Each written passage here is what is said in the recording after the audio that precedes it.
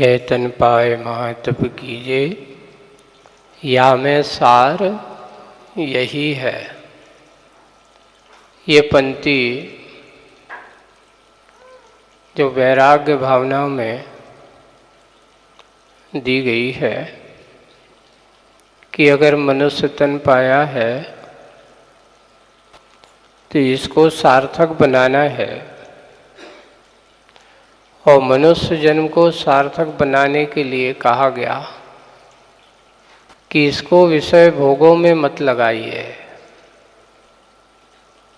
इसको 5 इंद्रियों के विषय में मत लगाइए, इसको राग द्वेष की कथाओं में मत लगाइए।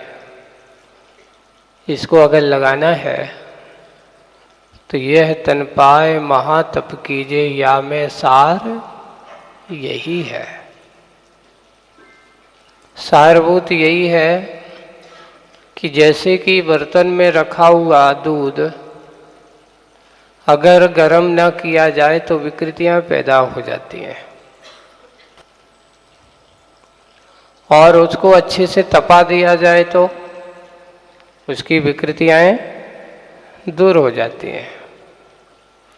वैसे ही हमारे आचार्यों ने कहा कि ये मनुष्य पर्याय तुम्हें उस बर्तन की भांति है। किसकी भांति है? बर्तन की भांति है।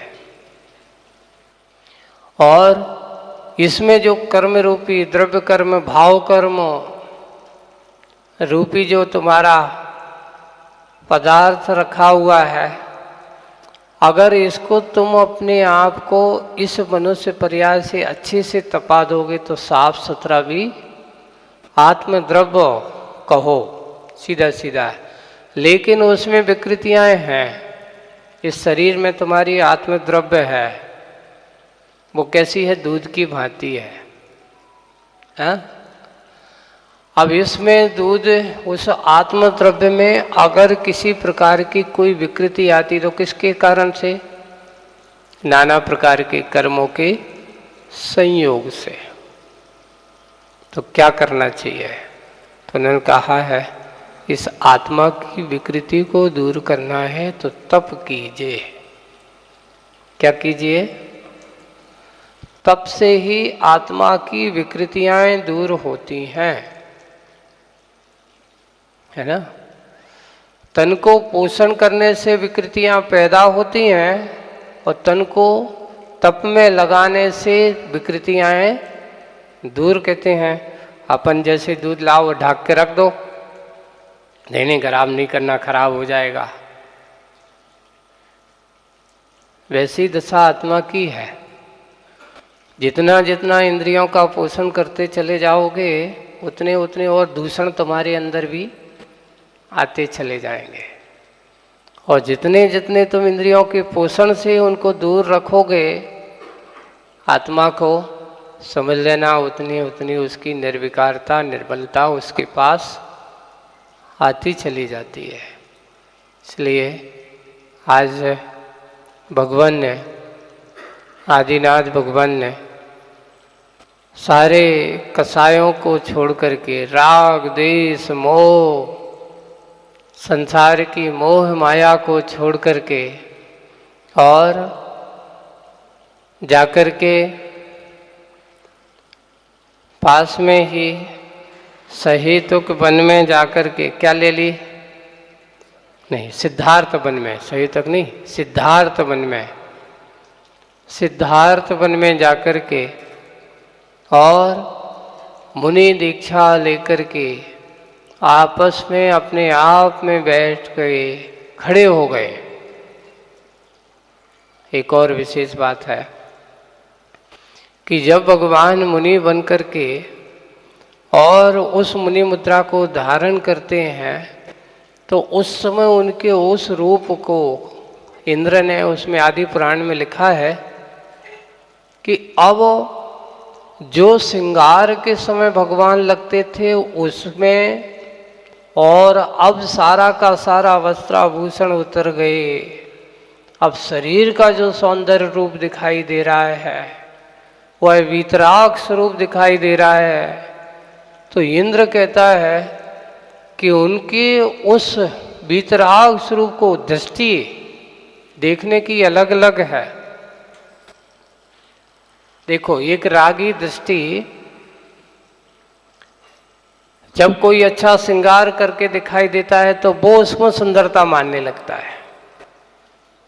इनकी कौन सा कपड़ा अच्छा है, कौन सा कलर है, कौन सा, और मान लो कोई अच्छा जानकार है, ये फलाना कपड़ा, जैसे यहाँ कपड़ा वाले बहुत हो, है ना, साड़ी वाले बहुत हैं, अरे जी फलानी साड़ी की डिजाइन है, या ये डिजाइन है, जो ऐसा कपड़ा है, जो इस प्रकार है, सब कुछ वो देखते ही साथ पता चल जाता कि हाँ ये वो है, कि कहाँ का है, यहाँ तक कि ये बता देंगे कि ये कहाँ पर बनी है ना। तो जहाँ जहाँ जैसी जो भी है तो वो बता देते हैं। तो उसकी दृष्टि हमेशा कहाँ जाती है? उसके रूप रंग पर जाती है। रागी की दृष्टि बाहरी रूप रंग की ओर होती है। लेकिन इस समय हुआ है इंद्र भगवान की बाहरी रूप रंग को नहीं देख रहा है, भगवान की उस सौम्य मुद्रा को देख रहा है। और देख करके आदि पुराण में लिखा है कि उस समय भी उसकी आंखें तृप्त नहीं हो रही हैं, तो पुनः वह अपनी आंखों को सहस्त्राक्षु बनाता है। अभी तक तो यही लिखा है, पढ़ा था हमने भी, इसको देखा कि भगवान जन्म के समय जन कल्याणक किस समय बनाता है। लेकिन आदिनाथ पुराण में लिखा है कि जब भगवान दीक्षा होकर के ध्यान में खड़े हुए हैं और खड़े हो गए। और एक और बात है, अभी तक अपन ये लगता है प्रतिमा योग धारण करके भगवान बैठ गए, लेकिन आदिनाथ पुराण में लिखा है कि भगवान 6 माह की प्रतिज्ञा लेकर के खड़े हो गए। कैसे हो गए? यानी उनने जो प्रतिमा योग धारण किया, कैसा धारण किया? खड्गासन में। और बिल्कुल अचल मेरु के समान खड़े हो गए। और जैसे ही उन्होंने दीक्षा ली, और दीक्षा लेते ही उनको एक ज्ञान की जगह पहले 3 ज्ञान के धारी तो पहले थे ही, चौथा ज्ञान कौन सा प्राप्त हो गया? यानी तीर्थंकर प्रकृति की सत्ता वाले भगवान जैसे ही उनने सारे के सारे वस्त्रावरण उतारते हैं और उनके अंदर के गुणस्थानों की प्रवृत्ति अब चौथे 5वें से ऊपर उठ कर के सीधे 6ठे 7वें गुणस्थान की परिणति में पहुंच जाते हैं। और जैसे ही संयम को धारण करते हैं, उस पर लिखा 13 प्रकार के चारित्र को धारण करते हैं। 13 प्रकार का चारित्र कौन सा है? देखो, 5 महाव्रत, 5 समिति और 3 गुप्ती। ये 13 प्रकार के चारित्र को, और 28 मूल गुण क्रियात्मक हैं मुनिराज के। ये मुख्य रूप से धारण संकल्प जो होता है, 5 महाव्रत, 5 समिति और 3, इस प्रकार बोलते हैं 13 प्रकार के चारित्र को धारण किया, संकल्पित हुआ, और संकल्पित होकर के सिद्ध भगवान की साक्षी में उन्होंने दीक्षा ले ली। और दीक्षा लेने के बाद भगवान खड़े हो गए। उनके साथ कितने हजार राजाओं ने दीक्षा ली थी? 4000 राजाओं ने। कितने हजार राजा? 4000 राजाओं ने। और एक नहीं, 2 नहीं, पूरे 4000 राजाओं ने भी जब मुनि दीक्षा ली तो वे भी भगवान के साथ खड़े हो गए ध्यान में। और ध्यान में खड़े हुए हैं। कैसे खड़े हुए हैं? देखो, खड्गासन की आसन का वर्णन किया है कि ऐसे नहीं जैसे अनुकूलता के अनुसार कोई टिक के खड़ा हो गया हो, नहीं, वर्णन ऐसा नहीं है। उसमें लिखा है कि देखो, खड्गासन जब होता है तो जमीन कैसे होना चाहिए? सम होना चाहिए।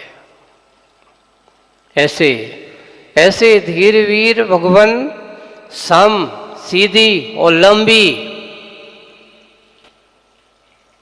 ऐसा भी नहीं कि सकरे में कहीं से भी खड़े हो जाए। उस पे लिखा सम, सीधी और लंबी जगह पर ऐसे खड़े हो गए, प्रतिज्ञा लेकर के, कायसर धारण करके खड़े हो गए, बैठे नहीं। भगवान खड़े हो गए। और कैसे खड़े हो गए? तो देखो, खड्गासन में जब खड़े होते तो दोनों पैर सम होना चाहिए।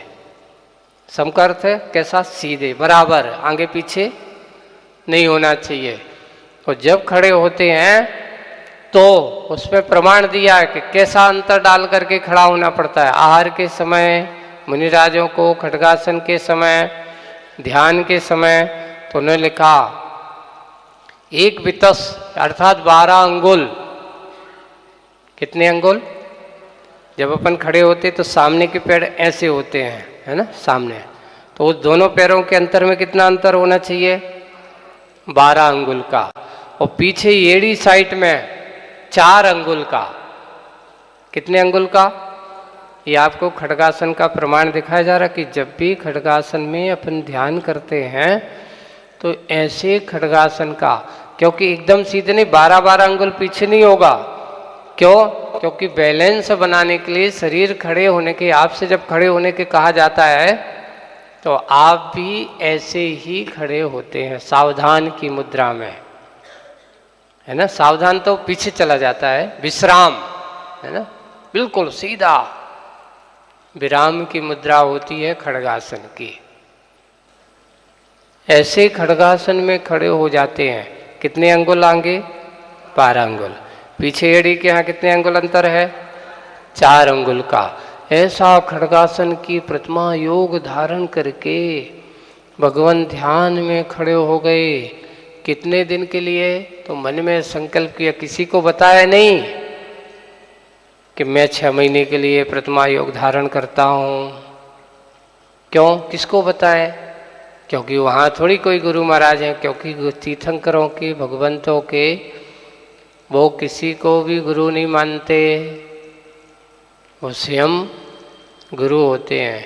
वे तो सिद्धों की साक्षी मान करके ही दीक्षा लेते हैं, उनके लिए कोई दीक्षा देने वाला नहीं होता।